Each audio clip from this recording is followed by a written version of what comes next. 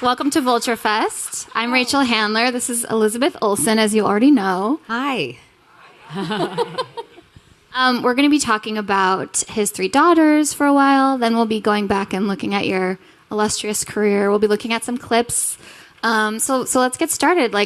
Tell me how you're feeling. You're a little bit out from the release of his three daughters, and I know you said it's been about a month since you've talked about it, and some things have changed. I'm curious what you meant by that. What's been the reception, and how have people been talking about it? Well, I think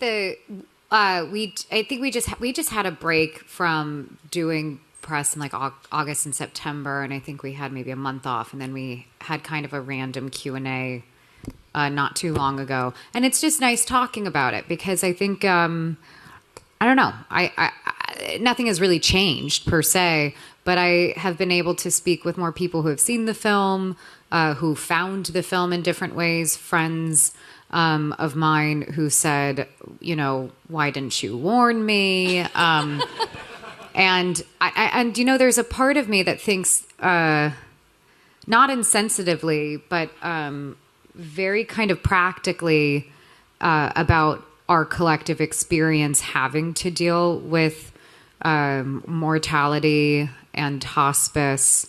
And I assume if it's not something you have directly had to deal with, that there's someone who's very close to you who has. And so for me, there's no idea to warn people. Yeah. And there's and knowing that there's different sensitivity levels, but for friends who are like, I'm actually very happy you didn't, because I actually found it to be very cathartic, and it made me feel not alone in the experience. And I felt like and that it captured a moment for them that felt very confusing and complicated. And like Ozza writes into the movie that films don't always get it right, which is why he kind of omits so many things, like looking at the father in the room, because he didn't really know how to show that well. And that's Oz's words. I'm sure he would have